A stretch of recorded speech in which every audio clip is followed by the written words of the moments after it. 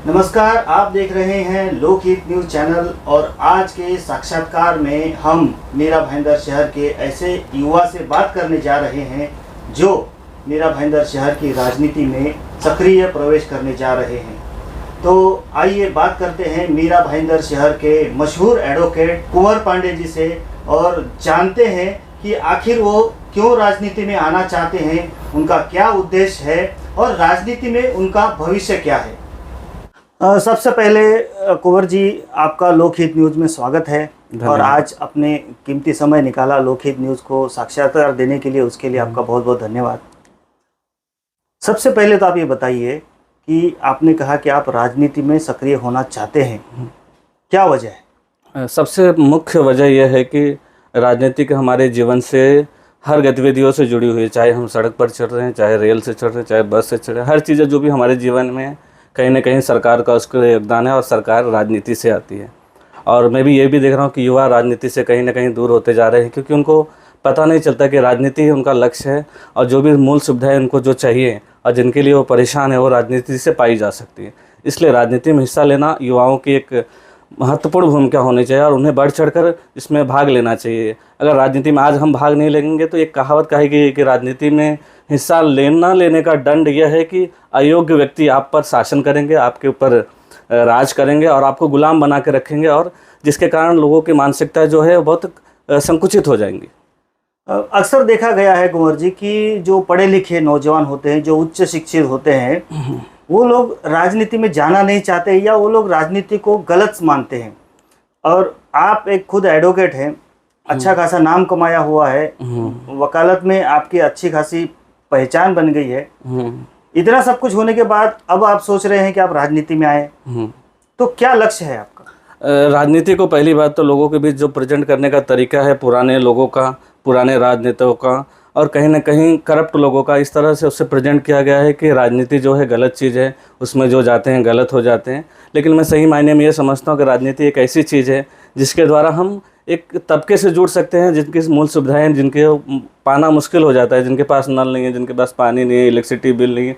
इन लोगों से जुड़ने का एक मौका है और वो मौका सिर्फ राजनीति के द्वारा हो सकता है। इसलिए मैं चाहता हूं कि राजनीति में सभी युवाओं को आना चाहिए। युवा इससे दूर क्यों जा रहे हैं? क्योंकि इसका प्रेजेंटेशन गलत है। तो हम जैसे युवा जब राजनीति में आएंगे उसे प्रेजेंट करेंगे कि ये राजनीति जो है युवाओं के लिए है, पढ़े लिखे लोगों के लिए और सभ्य लोगों के लिए। और असभ्य लोगों को जब हम बाहर करेंगे, राजनीति से गंदी चीज़ें करने वाले लोगों को जब हम बाहर करेंगे, तब इस राजनीति को हम सभ्य, साफ सुथरी और एक चमकता हुआ राजनीतिक बनाएंगे। और उस समय जो हमारे युवा हैं, हमारा जो पढ़ा लिखा वर्ग है, जो हमारा नौजवान है, वो मजबूती के साथ राजनीति में आएगा, उससे जुड़ेगा और इस समाज को और इस देश को उस श्रेणी में लेके जाएगा जिसमें यह देश विश्व गुरु बन पाएगा।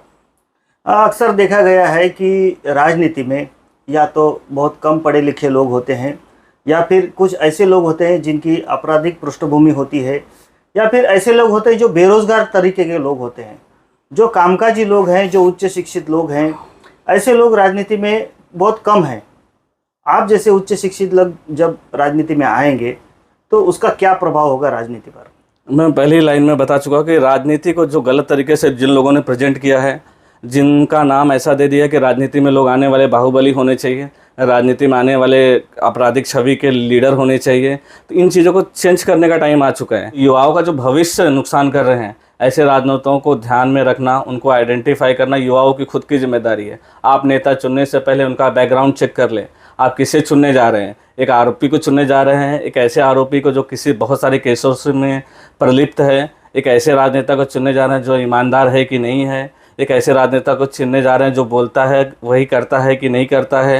ये सब चीज़ें ध्यान में रखने योग्य हैं। कितना पढ़ा लिखा हुआ है, वह नगर पालिका में किस तरीके से उसकी भागीदारी है, विधानसभा में उसकी किस तरीके से भागीदारी है, उसकी छवि कैसी है, वह एक अच्छा राजनेता है कि नहीं है, अपने लोगों की मदद कर पाता है कि नहीं कर पाता है।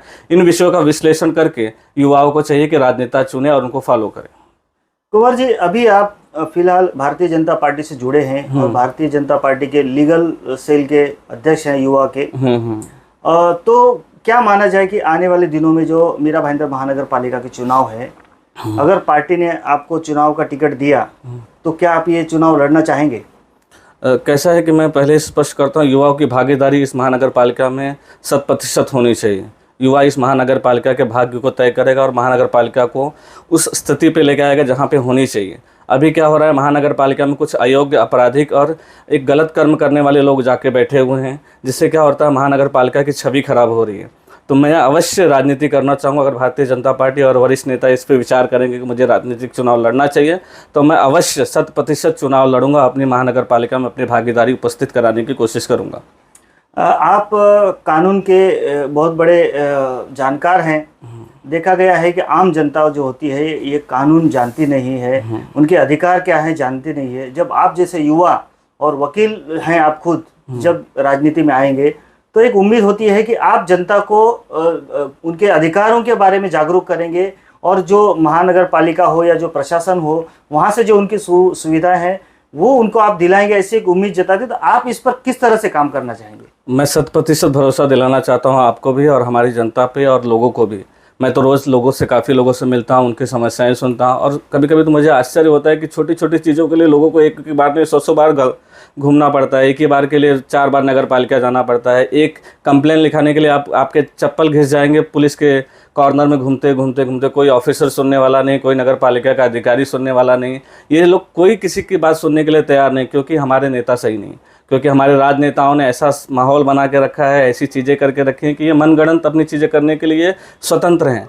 तो इनके ऊपर कंट्रोल लाने का एक ही तरीका है कि हमारे युवा भागीदारी करें, लोगों को बताएं कि राजनीतिक जो हथियार है उसको कैसे यूज़ किया जाए। कानून जो सही तरीके से जो कानून बना है उसको सही तरीके से यूज़ होना चाहिए, लेकिन आजकल क्या हो रहा है, सही कानून का गलत तरीके से यूज़ करने की प्रवृत्ति लोगों में आ चुकी है।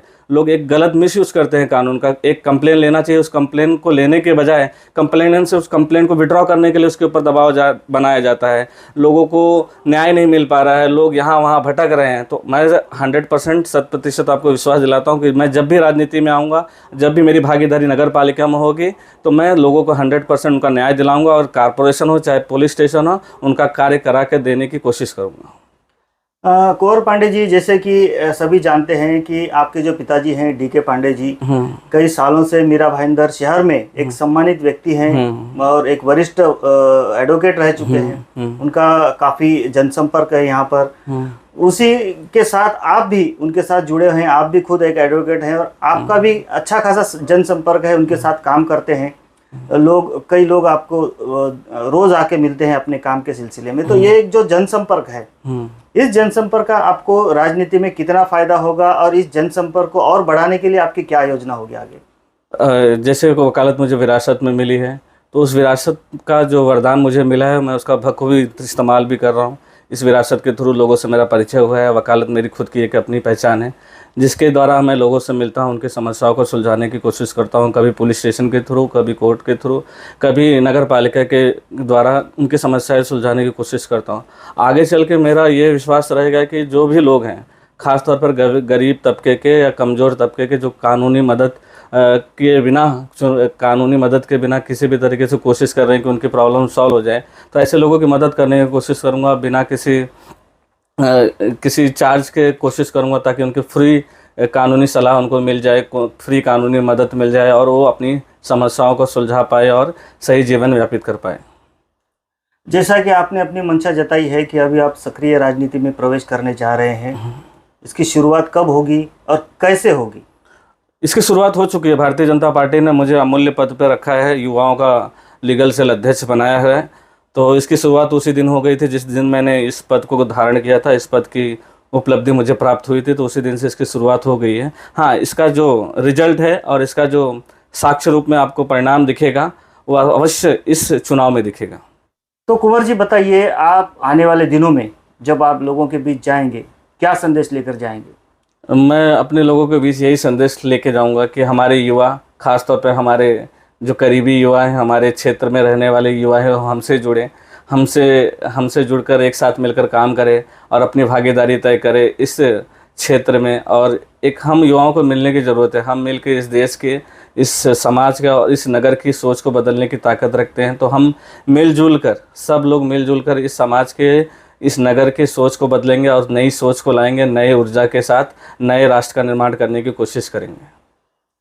धन्यवाद पांडे जी, हमसे बात करने के लिए। और लोकहित न्यूज़ की ओर से हम आपके राजनीतिक उज्जवल भविष्य की कामना करते हैं और हम ये आशा करते हैं कि आने वाले दिनों में आप मीरा भाईंदर शहर में एक राजनीतिक मुकाम हासिल करेंगे, अपना एक अलग स्थान निर्माण करेंगे और इस शहर के विकास में अपना महत्वपूर्ण योगदान देंगे। ऐसी हम आपको शुभकामनाएं भी देते हैं। धन्यवाद, धन्यवाद आपका, बहुत बहुत धन्यवाद।